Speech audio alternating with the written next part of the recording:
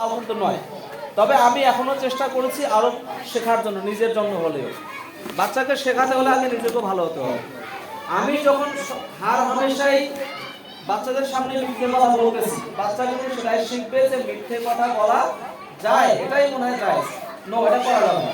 যত কষ্ট হোক বাচ্চাদের সামনে কোনোভাবে মিথ্যে কথা বলা যাবে না।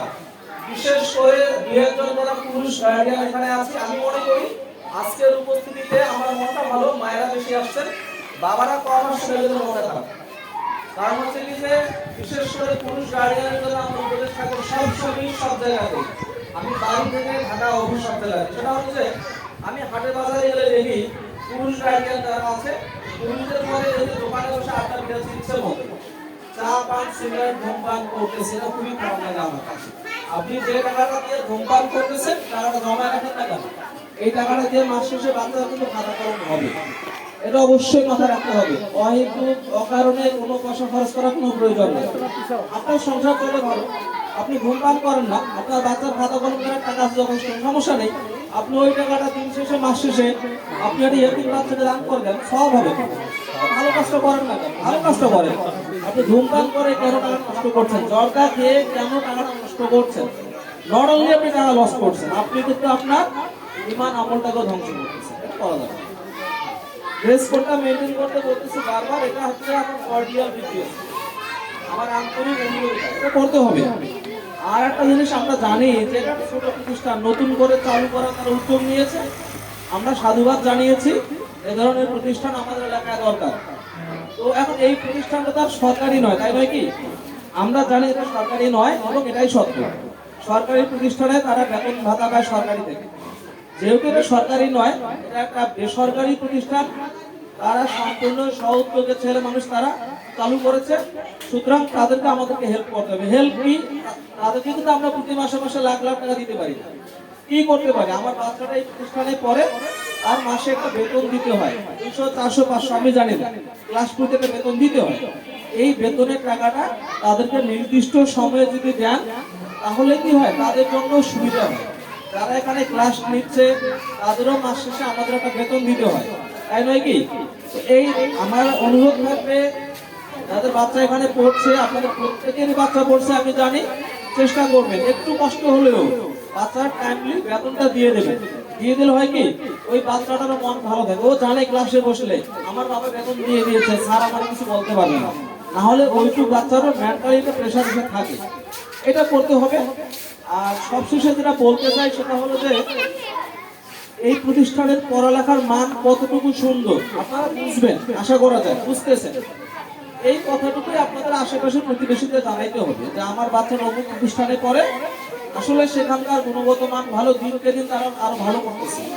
এবং আমি প্রতিবেশী হিসেবে ও চাচা হিসেবে, এলাকার মানুষ হিসেবে আমি চেষ্টা করতেছি ব্যক্তিগতভাবে আমার সার্কেলদের নিয়ে এই প্রতিষ্ঠানটা আরো কি করে ভালো পর্যায়ে চলে যায়। শুধুমাত্র ফলাফলে এ প্লাস গোল্ডেন প্লাস পেলেই যে আপনার বাচ্চা অনেক ভালো স্টুডেন্ট, এটা আইডিয়া আমি মনে করি এটা কখনোই হতে পারে। আপনার বাচ্চার বেসিক স্ট্রং কিনা, আপনার বাচ্চা ইংলিশ ম্যাথ বাংলা সব বিষয়ে পারদর্শী কিনা, এটা হচ্ছে বড় ফ্যাক্টর। আপনার বাচ্চার আইকিউ ভালো কিনা, সেটা হচ্ছে বড় ফ্যাক্টর। শুধুমাত্র আপনার বাচ্চা পরীক্ষা দিল আর আমি একেবারে গুনে গুনে গোল্ডেন ক্লাস দিয়ে দিলাম, তার মানে যে আপনার বাচ্চা মেধাবী, আপনার বাচ্চা অনেক ট্যালেন্ট, এটা কখনোই প্রমাণ হয় না।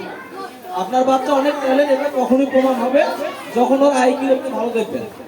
আপনার বাচ্চা এ প্লাস বি হোল কিউবের সূত্র যখন বলতে পারবে ক্লাস 6 7 এ পড়লে, বুঝতে হবে ও ঠিক আছে। আপনার বাচ্চা আরো স্পিচ বোঝে না, সেন্টেন্স বোঝে না, টেন্স বোঝে না, পরীক্ষায় দিয়ে সে গোল্ডেন এ প্লাসের রেজাল্ট নিয়ে আসছে, ওই প্রতিষ্ঠানের টিচারদের অবদান আছে, আমি বিশ্বাস করি। কেন বিশ্বাস করি? আমি সিরাজুল্লাহ মাদ্রাসা থেকে পড়ছি, আমরা জানতাম একটা সময়ে যে মাদ্রাসার ছাত্ররা মেধাবী হয় না, কি তাই তো? এটা আমরা জানতাম এবং বিশ্বাসও করতাম অনেকটাই। আজকে দেখেন আমি মাদ্রাসা থেকে পড়ছি, রেজাল্ট দেখো ভালো তা 2002 সালে আমার রেজাল্ট ছিল 3.33, ইন্টারমিডিয়েটের রেজাল্ট আরো খারাপ ছিল 2.20। সত্যি কথা বলতে কোনো লজ্জা নেই। ফাইনালি আমি গার্মেন্টস জব করে গার্মেন্টসের উপরে ডিপ্লোমা করেছি, বিএসসি করেছি। আমি এখন যেখানে জব করছি শুনলে অনেক অবাক হবে। 19 সাল থেকে জব করি, বিদেশিদের সাথে জব করি। কেমন বিদেশিরা?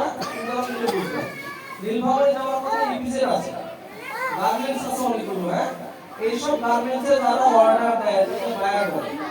এখন আমি বায়ারদের সঙ্গে জব করি। Now I'm capable 24 hours speak with English language with a quality. এটা কেন হয়েছে? আমি চেষ্টা করেছি। আমি পড়ালেখা করেছি, মাদ্রাসার ছাত্র হলেই যে ইংলিশ পারবেন এমন নয়, এবং ম্যাক্সিমাম মাদ্রাসার স্টুডেন্ট ইংলিশে দুর্বল হয়, শেষ করবে। কারণ ভাই এটা কথা বললি শেষ। আরবিটার উপরে বেশি গুরুত্ব দেয়। এটা বলা যাবে না। All subject same. প্রত্যেকটা সাবজেক্টের গুরুত্ব যদি সমান বুঝে তাহলেই সম্ভব। শুধু যে বাবা মার সঙ্গে ভালো আচরণ করতে হবে এটাই যে গুরুত্বপূর্ণ তা নয়, নিজের ভাই বোনদের সঙ্গে ভালো আচরণ করতে হবে এটাও সমান গুরুত্বপূর্ণ। প্রতিবেশী আত্মীয় স্বজনের সঙ্গে সমান আচরণ করতে হবে এটাও একই রকম গুরুত্বপূর্ণ। আপনার চাচা অনেক পয়সাওয়ালা লোক তাকে দেখে সালাম দেবেন, যেমন একজন রাস্তার অপরিচিত গরিব রিক্সা চালককে দেখে সালাম দেবেন, এটাও সমান গুরুত্বপূর্ণ। সুতরাং প্রত্যেকটা সাবজেক্টই খুবই দামি, খুবই গুরুত্বপূর্ণ। আমি ইংলিশ ভালো পারি বলে আমার কিতাব না হয়, ইসলাম ইতিহাসে ভালো বুঝে কারণ আপনি যখন কলেজে যাবেন দেখবেন যে ইসলাম ইতিহাসের শিক্ষক লাগে, ইংলিশের শিক্ষক লাগে, ম্যাথমেটিক্সের শিক্ষক লাগে। তো ইসলাম ইতিহাসের মূল্য না থাকলে টিচারই লাগতো না, আমি এটা বিশ্বাস করি। সুতরাং আমি মনে করি যে এই ধরনের প্রতিষ্ঠানে পড়লে যে একটা বাচ্চা মেধাবী হবে না, এটা ভুল ধারণা। প্রতিষ্ঠানে দিয়েছে এমন প্রতিষ্ঠানে বাচ্চা শুধু বছরে বছরে গোল্ডেন রেজাল্ট এনে দিচ্ছে, আগের বাচ্চা কোথাও গিয়ে পরীক্ষা দিতে চান্স পাচ্ছে না। তার মানে ওই প্রতিষ্ঠান রেজাল্টগুলো দিয়েছে ভুল করে নয়, রেজাল্টগুলো তারা ইচ্ছে করে দিয়েছে মানুষকে বোকা বানিয়ে। ওই ধরনের প্রতিষ্ঠানে যাওয়া মানে নিজের সঙ্গে নিজে প্রতারণা করা হবে, করা যাবে না। আপনার বাচ্চার মেধাটা আপনি ওইভাবে যাচাই করবেন। বাসায় তাদের পড়ার আপনি যদি পড়াতে সম্ভব করাবেন, আপনি তাদের কোশ্চেন করলে যদি